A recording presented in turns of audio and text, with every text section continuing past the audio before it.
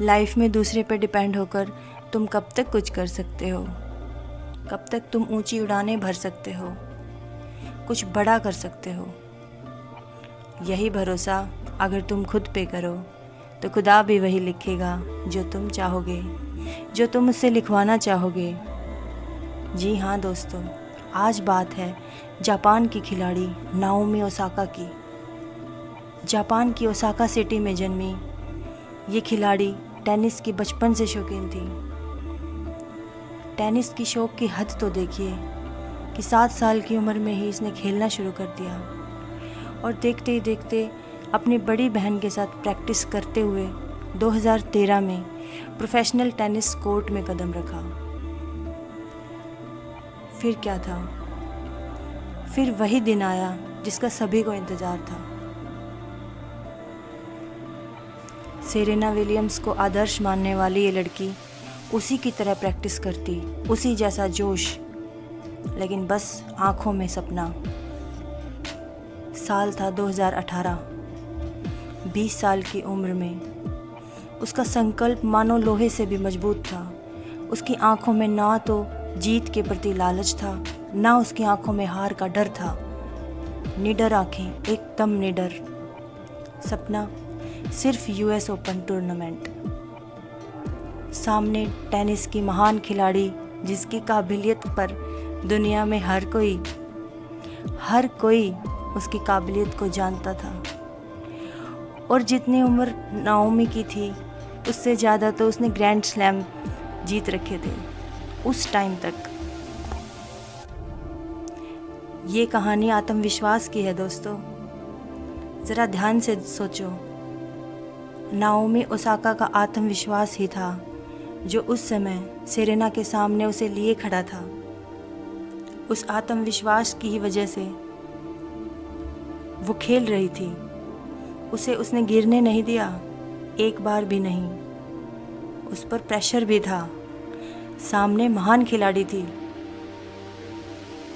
1 घंटा 19 मिनट के मैच में सेरेना को हराकर नाओमी ओसाका ने प्रूव कर दिया कि कोई भी काम कितना भी बड़ा क्यों ना हो, आपके आत्मविश्वास, आपके संकल्प, आपके डिटर्मिनेशन के आगे सब छोटा हो जाता है। सब छोटा हो जाता है, फीका हो जाता है। अगर आप एक बार सोच लो, ठान लो, संकल्प कर लो तो दुनिया में कोई भी काम ऐसा नहीं है जो आप नहीं कर सकते। इसी बदौलत जापान को पहला ग्रैंड स्लैम मिला। बाद में 22 साल की उम्र में दुनिया की नंबर 1 रैंकिंग हासिल करी। वो पहली एशियाई और जापानी खिलाड़ी भी बनी। संघर्ष तो सबकी लाइफ में होता है ना। किसी का संघर्ष किसी तरह का होता है, सबका अलग अलग होता है। ओसाका की में भी रहा होगा। पर दोस्तों, क्या उस लड़की के मन में नहीं आया होगा कि चलो यार, आज रहने देते हैं, आज नहीं कल पक्का कर लेंगे। अरे यार, मेरे पास तो रिसोर्सेज की भी कमी है, मुझसे नहीं हो पाएगा। अरे पैसे तो है ही नहीं किसी चीज़ को लाने के लिए, इतना महंगा गेम है। मेरा जवाब है बिल्कुल आया होगा।